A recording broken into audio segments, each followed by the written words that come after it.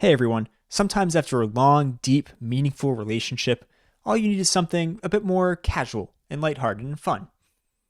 I'm talking about taking a break from nuzlocking to play WarioWare for a day or two.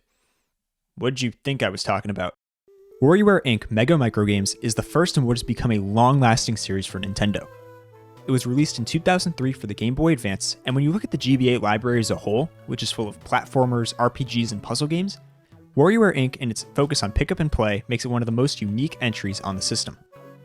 If you're looking for a quick and fun experience, a game that keeps you on your toes at all times, and a game that could double as a life partner, well, I can't guarantee that last one, but on the first 2 points, look no further than this game.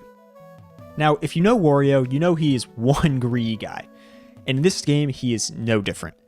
In the Wario Cinematic Universe, the WCU, if you will, there's a new video game called Piora that is making a ton of money in Wario's home of Diamond City, and Wario, looking to make a quick buck, wants to capitalize on the video game boom by making his own game. However, because of how lazy he is, he can't make the game himself, so instead, he gathers a ragtag group of friends to develop this new game. I need to get this out there. I really appreciate the amount of effort that went into the story and the cutscenes in this game. Each cutscene looks so good and greatly adds to the overall experience. WarioWare Inc. is split into two main modes, Game Mode and Grid Mode. Game Mode contains the main campaign, which consists of 11 stages of microgames, each one being created by either Wario or one or two of his friends, and each one centering around one theme. The way each stage works is as follows. You take on a gauntlet of microgames, each of which lasts only a handful of seconds. You have 4 lives, and every time you fail a microgame, you lose a life. Every few games, the speed, and in some cases the difficulty of the games increases. And if you defeat enough of the microgames in the gauntlet, you'll reach a boss stage, which is a more complex game that lasts longer than the regular microgames. Defeating the boss level means you defeat the entire stage. In the first stage, you take on Wario and his intro games. These microgames are all pretty basic and involve Wario in some way. The microgames are all really simple in their controls, as the only buttons you'll ever need are the A button and the D-pad, and in the large majority of cases, you only need one or the other. That said, this game is constantly testing your reflexes. In the span of about 3 seconds, you have to figure out what you're supposed to do, figure out how to do it, and then actually do it. I feel like the majority of the microgames I ended up losing were because I didn't understand what was going on, as opposed to me failing to accomplish a task I knew I needed to complete. The first stage is pretty easy, which is the intention. It's just meant to introduce players to the fast-paced and chaotic world of WarioWare. After you defeat the intro games, there are 10 more stages to take on. As I mentioned earlier, each is created by either Wario or one or two of his friends, and each one centers around a given theme. Honestly, these characters and themes are probably the best part about this game. We have the groovy Jimmy T in his sports games, Dribble and Spitz in their sci-fi games, Mona in her strange games, 9volt in his Nintendo classics, Orbulon in his IQ games, Dr. Crygor in his reality games, and Cat and Anna in their nature games. Of these, my absolute favorite has to be 9volt and his Nintendo classics. His stage features microgame versions of so many classic titles, such as Super Mario Bros., The Legend of Zelda, F-Zero, Duck Hunt, and more. Playing through these was an absolute treat. I also really enjoyed Cat and Anna's stage. They're twin ninja sisters, and they're fighting an evil skeleton spirit. After Anna fails to defeat the creature, Cat comes to the rescue. The music in this stage is what I love about it, as it's absolutely beautiful. Just take a listen.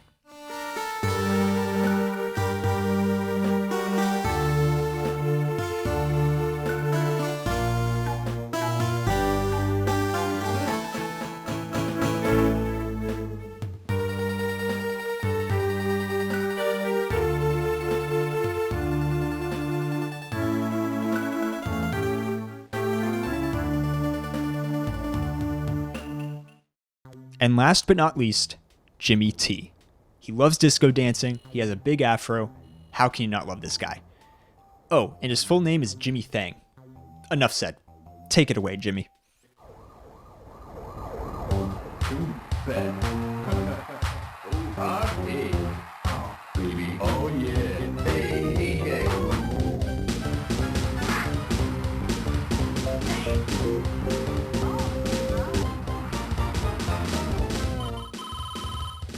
After defeating the 9 stages following Wario's intro games, we have one final stage. Wario is back, and this time, we're taking on his Anything Goes games. Like the very first stage, the only thing tying these games together is that Wario appears in all of them in some way. For example, we have Wario eating a hot dog, Wario in Excite Bike, and Wario shaking an apple tree. The atmosphere in this final stage is phenomenal. The music is sped up and the mood is incredibly intense.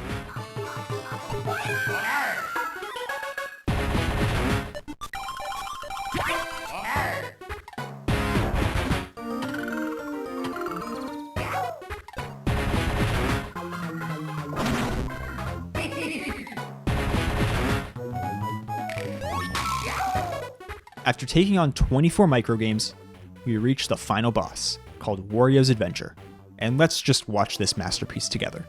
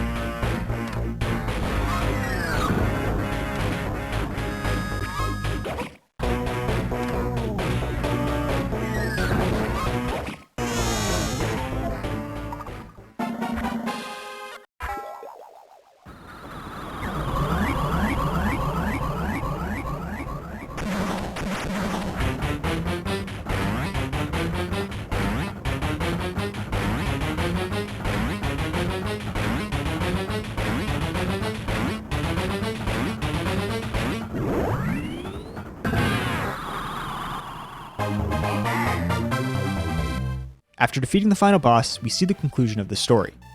WarioWare Inc. sells a ton of copies and makes a boatload of cash.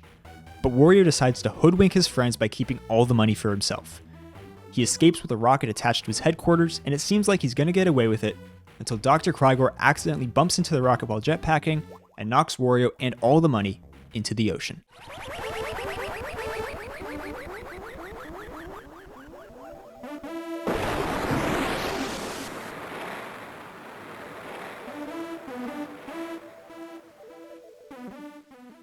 And that's WarioWare Inc. Mega Microgames. But wait, there's more. The main campaign only takes an hour or two, but this game is basically infinitely replayable. There is so much to do in the postgame. You may remember all the way back at the beginning of this video, I mentioned a mode called Grid Mode. As you play through the main campaign, any microgame and boss you encounter will become available to play in this mode. You can play specific microgames over and over again, with the difficulty and speed of the game increasing as you keep successfully completing it. There's not a ton of depth here, but it's really cool that you can play any microgame whenever you choose. I personally played a lot of the Rob the Robot one, as well as the F-Zero one. Rob the Robot is one of my favorite Mario Kart characters, and I just flat out love F-Zero. I may even make a video on those games at some point. And let me tell you, I was cooking while playing the F-Zero microgame.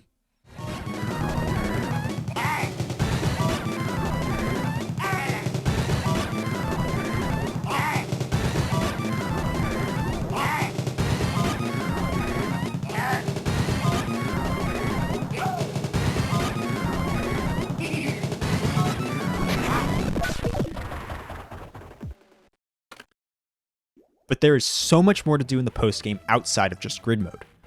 Completing the main campaign unlocks a handful of new minigames and new microgame gauntlets. Let's start with the minigames. We have 4 multiplayer minigames here: Hurdles, Chicken Race, Dong Dong, and Chiratori. All of these games have 2 players playing on the same Game Boy Advance using one of the shoulder buttons. Hurdles is pretty straightforward, as you're just racing through a course of hurdles and mud. In Chicken Race, you try to get as close to the edge as possible without going over. In Dong Dong, you try to push one of 3 yellow bricks onto your opponent, and in Chiratori, you move a vacuum cleaner to pick up as much trash as possible. The minigames are all just okay. That said, it's a cool implementation of multiplayer games in the Game Boy Advance that I haven't seen elsewhere. However, we also get a selection of 8 single-player minigames as well. For completing the main campaign, you unlock 3 of them. Jump Forever, which is just a jump rope simulator, and it's just okay. Skating Board. I love this one. Our favorite Nintendo fan 9-volt is skateboarding, and you have to avoid obstacles by jumping and ducking. And you also unlock Paper Plane, where you guide a paper plane down a tower. I also really enjoyed this one. There are 5 more single-player games, but I either didn't know or didn't want to go through the trouble of unlocking them. Some of them are pretty difficult to unlock. Finally, we have the Microgame compilations. You can take on easy, hard, total boss, and thrilling. Thrilling in particular is difficult because you're only given 1 life. Each of these are great ways to play through the microgames, and it's fun to go for a new high score. I'm really glad that there's so much to do in this game, even after completing the main story. In the end, WarioWare Inc. is a game built around quick pick-up-and-play sessions.